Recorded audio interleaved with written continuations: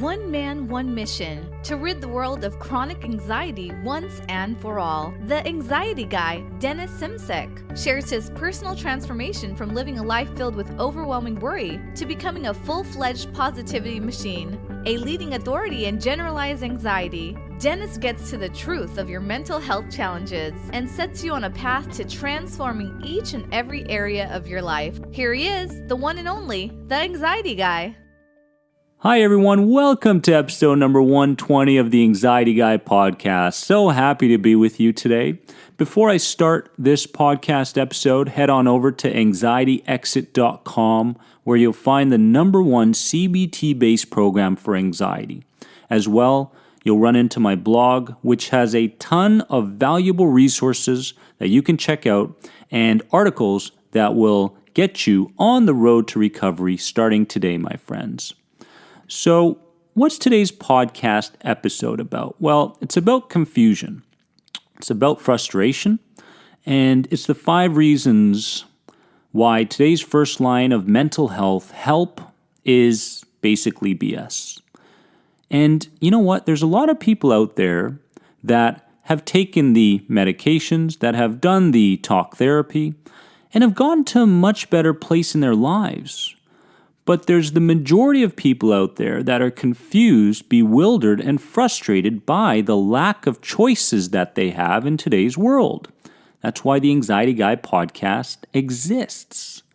Now, I'm going to base today's podcast on my personal experiences as well as what I've seen from other people that I'm currently working with online via Skype. And I want to start with this first of all. The chemical imbalance theory.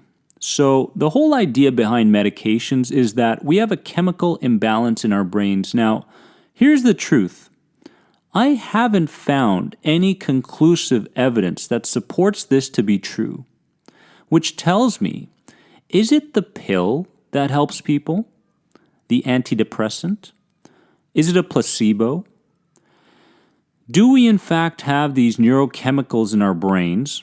Which I do believe we do, but are these pills actually affecting our neurochemicals in a positive manner? Are these neurotransmitters, these chemical messengers in our brains, communicating and growing in strength by taking the pill?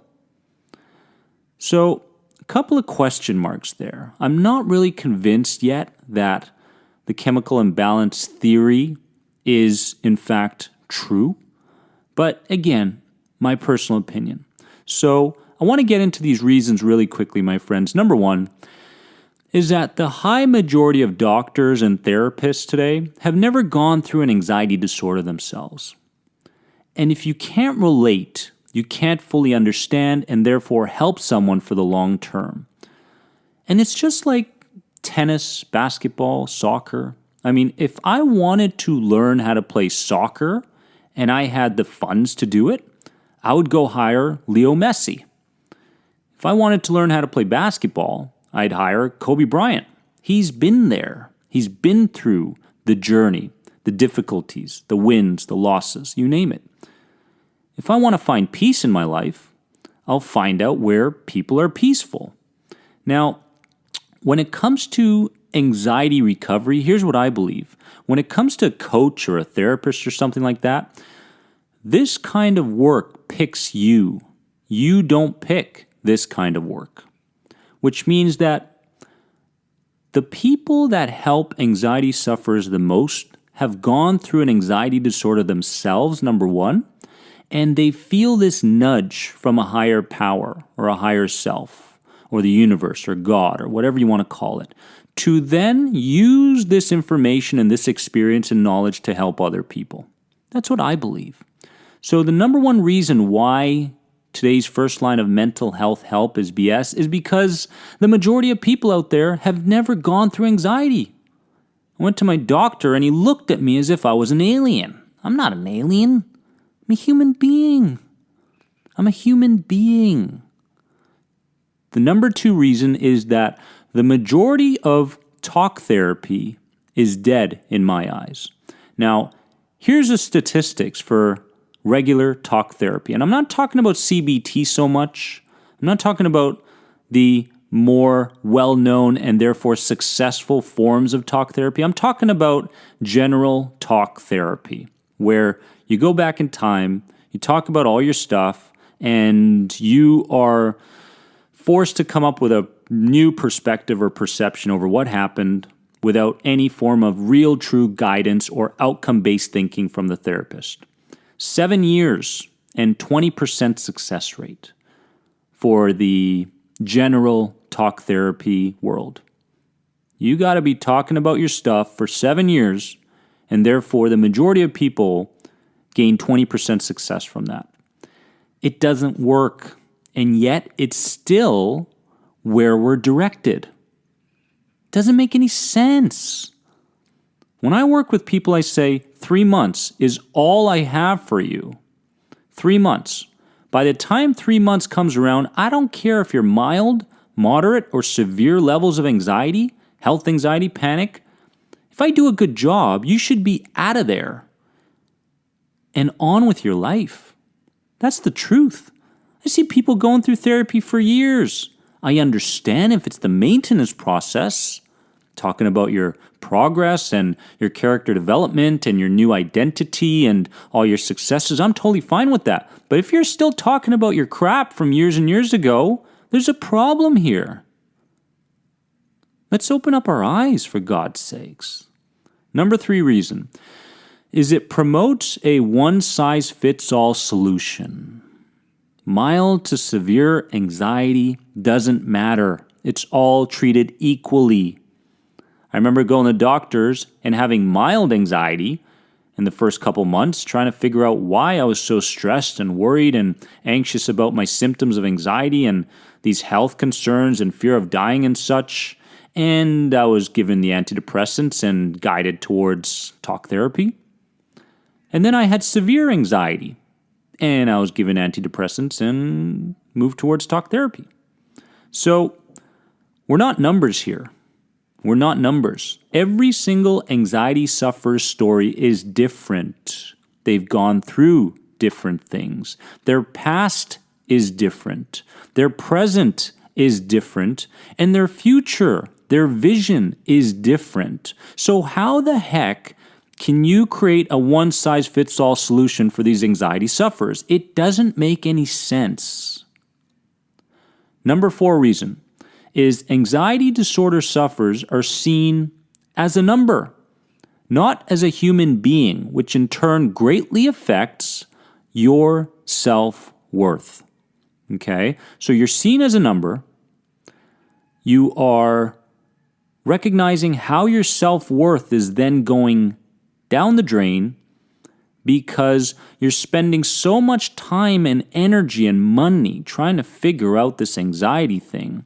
And therefore you take away your interest, your creativity, your focus on the things that truly matter. Your family, your vacations, your leisure time, your peace, your meditations, your everything, your new business. So we're not numbers. Nobody's a number, like I mentioned before. This is not a one-size-fits-all solution, okay? And you should and must keep your self-worth intact, no matter what you hear from your inner critical voice, and no matter what anybody tells you. That self-worth needs to be practiced on a daily basis. You've got to find the reasons for why you are worthy. Why you are worthy of anxiety recovery, because so many people sabotage their anxiety recovery and to get to a better place because they feel like they're not worth good times. They don't deserve good feelings. They don't deserve to think properly and positively. So because there's this lingering core belief within them, their self-worth goes down, and therefore anything that they try to engage in that will help them on their recovery, they sabotage. Because of that underlying self-worth and that underlying core belief. Number 5 reason is medications put power in the hands of the outside world, and we become more detached from our internal solutions. So once you begin relying on something outside of you, you are falling into a trap, and therefore moving farther and farther and farther away from the idea that you can. You can change this. If I rely on a medication, if I rely on somebody else, if I rely on something else, some different environment that I could place myself in, all of a sudden the power within goes away. And God, the nature, the universe, you name it, whatever you believe in, gave us everything that we need, gave us a perfect brain, gave us a perfect body, gave us nature, gave us herbs, gave us everything that we need to take care of this anxiety struggle that we're currently in. And it doesn't have to be anxiety. It could just be that, you're over worrying about things. It's situational. It's just certain things. And maybe it's a certain person. Maybe it's not anxiety. Maybe it's not constant over worrying habits. So you're on your own in today's world, my friends. You're on your own. Suck it up. Believe it. You're on your own. You have no choice but to embrace the ups and downs of character development and therefore anxiety recovery. Because what's the flip side of that? Where will you be in 5 years' time if you keep stuffing your fears aside, running, and not fully accepting what happened during childhood and using it as lessons and drive to pull you further closer to your vision for your life? Or if you keep the same limited perspective and viewpoint over yourself, what's going to happen within 5 years?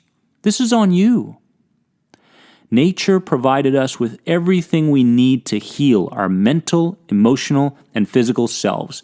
But when was the last time someone told you that? Not in school, not your parents, not your coaches, not your siblings, not your friends. Nobody told you that. Everybody said that you need something in the external, in the outside, circumstantial. Something in the outside will heal the inside. No. Nothing like that. The inside will heal everything in the outside. When you change your inner world, your outer world will change in turn. That's just the way it is. My friends, so I want to empower you in this podcast episode. I want you to understand that you can. You can. And the reason that you're listening to all these podcasts and the YouTube videos and doing the End the Anxiety program is because a part of you says that you can do this, that you do have the potential, that you can persist, that you can be patient on this journey. And my friends, I believe it 110%. I am behind you every step of the way. I will be the voice within your mind in the next week that says, hey, let's focus on facts here. Let's not focus on illusions, catastrophic thinking, emotions. Let's not let that run the show. Let's focus on facts here. Fact number 1, I can, based around my past experiences. Fact number 2, a symptom of anxiety has never killed anybody. Fact number 3, a panic attack has never killed anybody. Facts, my friends. Facts first. Never illusions. I love you so much. You are more than anxiety. See you soon. Thanks for being an important part of the Anxiety Guy podcast community. If you enjoyed this podcast, please leave a positive rate and review. If you're searching for further support on your road to recovery from anxiety, head over to anxietyexit.com and take part in the powerful End the Anxiety program based around the CBT model. If you're searching for a more one-on-one approach, you can sign up now for personal coaching sessions with Dennis via Skype. Remember, you are more than anxiety. See you in the next episode.